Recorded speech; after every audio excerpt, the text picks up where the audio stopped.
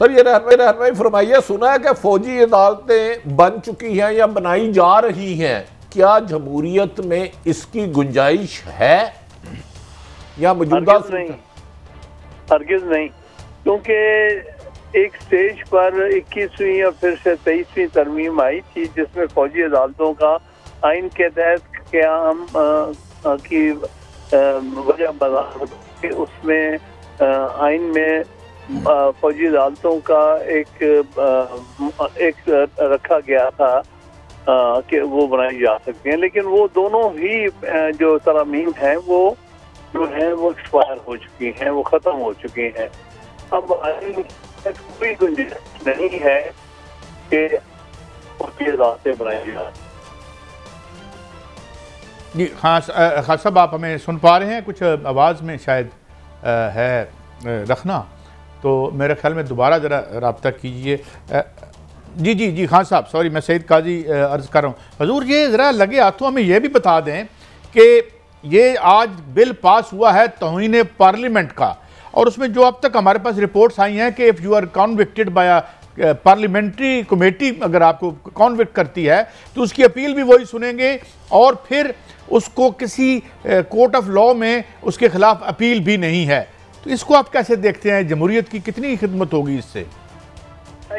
ये तो बुनियादी तौर पर गैर आइनी है, क्योंकि आइन में कहीं पर तौहीन पार्लियामेंट का कोई प्रोविजन नहीं है, कोई शिक नहीं है।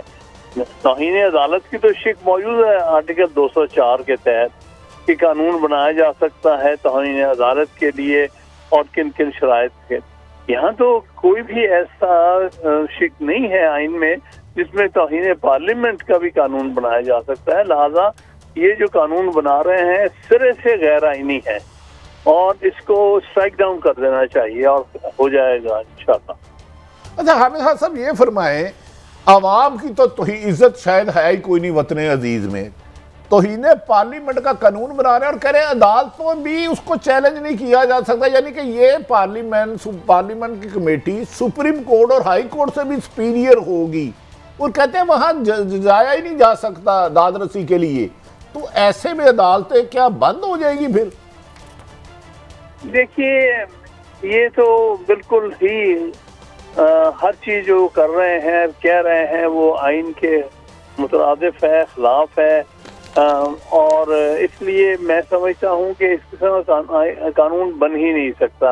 ये इनके कानून बनाने के इख्तियारात से मुबर्रा है, लिहाजा ये बिल्कुल आइन के खिलाफ कानून बनाया है, इसकी कोई हैसियत ही नहीं है। अच्छा खान साहब, ये भी फरमा दीजिए कि ये ऑफिशियल सीक्रेट एक्ट जो है ये किन लोगों पर एप्लीकेबल है, और जो आर्मी एक्ट है क्या इसके तहत सिविलियन जो हैं वो भी ट्राई हो सकते हैं? जी नहीं, इस पर पहले ही सुप्रीम कोर्ट की 1999 की बड़ी तफसीली जजमेंट आ चुकी है 9 जजेस के बेंच की, अजमल मियाँ साहब की सरबराही में लियाकत हुसैन वाले केस में। उसमें कहा कि जहाँ कहीं कोई ऐसी क्राइम हो, कोई ऐसा ऑफेंस हो जिसको ट्राई किया जा सकता है सिविलियन लॉ के तहत बाय सिविलियन कोर्ट्स, वहाँ पर फौजी अदालतें नहीं लगाई जा सकती और आर्मी एक्ट के तहत ट्रायल नहीं हो सकती। ये बात वाजे उस जजमेंट में कर दी गई थी। अच्छा हाँ साहब, ये फरमाएं, आप सुप्रीम कोर्ट बार के प्रेसिडेंट भी रहे हैं और आपकी जिंदगी गुजरी है। कल सुप्रीम कोर्ट के बाहर सरकारी हुकूमत ने सरकारी प्रोटोकॉल में चीफ जस्टिस और सुप्रीम कोर्ट की जो तजलील की है कभी भी तसव्वुर भी नहीं किया गया, मगर उस पर हुकूमत ने कोई कार्रवाई नहीं की। अगर वकला बरादरी जजों के साथ इजहार यकजहती के लिए आइन के साथ इकट्ठे हो तो उन पर दहशत गर्दी के मुकदमे मरियम नवाज और मौलाना फजलुर रहमान को सरकारी प्रोटोकॉल, क्या ये तजाद नहीं है सुप्रीम कोर्ट के बाहर जो कल किया गया? ये बहुत अफसोसनाक है, तजाद ही नहीं बल्कि इंतहाई अफसोसनाक बात है।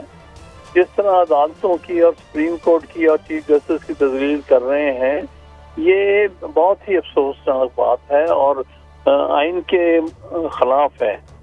सो मैं ये समझता हूँ कि ये हुकूमत बहुत ही डेस्परेट हो गई है, वो खुद ही डेमोन्स्ट्रेशन करने लगी है, क्योंकि उसकी नीयत नहीं है इलेक्शन कराने की, आइन पर अमल दरामद करने की, आइन को हर रोज जो है उसकी खिलाफ वर्जी कर रहे हैं, और फिर जब उसको अदालत चेक करती है तो ये अपने आपे से बाहर हो जाते हैं। और इस किस्म की जो हरकतें कल की गई हैं, ये मेरे ख्याल में अनप्रेसिडेंटेड है इस किस्म की हरकतें, कि कभी कोई सियासी जमातें, खासतौर पर वो सियासी जमातें जो इक़्तिदार में हों, उनसे कभी ये तवक्को नहीं की जाती। आप as a supreme court bar के एक्स प्रेसिडेंट क्या मुतालबा करते हैं इनके खिलाफ कोई कार्रवाई कानूनी होनी चाहिए जिन्होंने सुप्रीम कोर्ट को धमकियां दी और तजलील करने की कोशिश की? देखिए, कार्रवाई करना सुप्रीम कोर्ट की मर्जी है, वो चाहे तो बिल्कुल कर सकते हैं, लेकिन ये सुप्रीम कोर्ट की स्वाबदीद होगी। मेरे नजदीक ये इस काबिल नहीं है जिन्होंने जो कल हरकत की है। नहीं, मैं कह रहा हूँ जब 144 लगी थी, क्या हुकूमत का फराइज नहीं कि वो अदलिया और वकला बरादरी का तहफ़्फ़ुज़ करे? उन्हें इकट्ठे क्यों होने दिया गया जबकि दफा 144 थी? वहाँ हुकूमत को नहीं कोई कार्रवाई करनी चाहिए थी? ये खुद अपने कानून खुद तोड़ते हैं, यही तो अफसोसनाक और शर्मनाक बात है।